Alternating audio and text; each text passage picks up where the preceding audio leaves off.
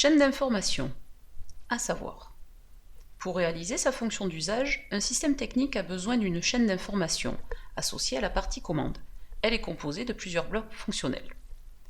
Dans le schéma global d'un système, la chaîne d'information est la partie qui sert à capter les consignes de l'utilisateur et les informations extérieures au système, à effectuer des traitements, et enfin communiquer des informations pour l'utilisateur et fournir des ordres à la chaîne d'énergie. Remarque, elle est associée directement à la chaîne d'énergie pour réaliser l'action et remplir sa fonction d'usage. La chaîne d'information se décompose en plusieurs blocs fonctionnels. À l'entrée d'une chaîne d'information, nous allons retrouver les consignes d'utilisateur et enfin les informations extérieures. Premier bloc, acquérir. Cette fonction transforme une grandeur physique détectée dans l'environnement du capteur en une information sous forme d'un signal électrique. Traiter, cette fonction exécute les algorithmes permettant de résoudre un problème et d'obtenir un résultat conforme à la fonction d'usage. Communiquer, cette fonction assure le transfert des informations vers un utilisateur humain ou vers la chaîne d'énergie d'un objet technique sous forme d'ordre. En sortie de la chaîne d'information, nous retrouvons les signaux pour les utilisateurs et surtout les ordres vers la chaîne d'énergie. Lorsqu'on analyse le fonctionnement de la structure d'un système, on identifie les composants de la chaîne d'information. Pour acquérir les informations, on trouve des capteurs. On peut rencontrer des capteurs de fin de course, pour le portail, ou encore des capteurs à ultrasons. Pour traiter, on trouve des microcontrôleurs et surtout les programmes. Communiquer. Cette fonction assure l'interface entre la partie commande, l'utilisateur et la chaîne d'énergie. Nous allons pouvoir trouver des afficheurs, comme des voyants pour l'utilisateur, des câbles pour piloter la chaîne d'énergie. Comment identifier la chaîne d'information d'un système d'alarme ? 1. On observe les composants, puis on analyse le fonctionnement. Lorsqu'un intrus est détecté par les détecteurs de mouvement, la centrale sans fil ordonne à la sirène d'émettre un signal sonore.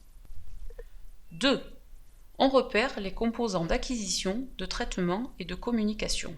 Les détecteurs de mouvement permettent d'acquérir l'information d'une intrusion en cours, puis la centrale sans fil traite l'information reçue, puis communique par onde radio à la sirène auto-alimentée de fonctionner. 3.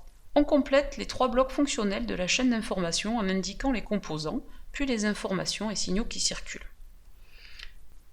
Partons des détecteurs de mouvement.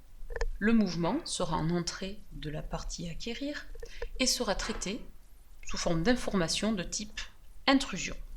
Un signal électrique sera envoyé à la partie traitée, donc la centrale sans fil va traiter cette information. La sirène auto-alimentée reçoit ce signal électrique et va communiquer une information de type alerte sous forme de signal sonore. Synthèse. Pour réaliser sa fonction d'usage, un système technique a besoin d'une chaîne d'information associée à la partie commande. Elle est composée de plusieurs blocs fonctionnels. La partie acquérir, pour acquérir des informations, on va utiliser les capteurs. Pour traiter, on va utiliser des microcontrôleurs et des programmes. Pour communiquer, cette fonction va assurer l'interface entre la partie commande, l'utilisateur et la chaîne d'énergie. Dans le schéma global d'un système, la chaîne d'information est associée directement à la chaîne d'énergie pour réaliser l'action et remplir la fonction d'usage.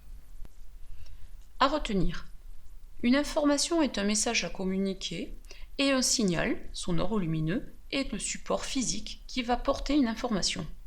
La chaîne d'information est la partie du système automatisé qui capte l'information et la traite avant de communiquer à la chaîne d'énergie ou à l'utilisateur. Elle est composée de 3 fonctions élémentaires ou blocs fonctionnels, acquérir, traiter et communiquer.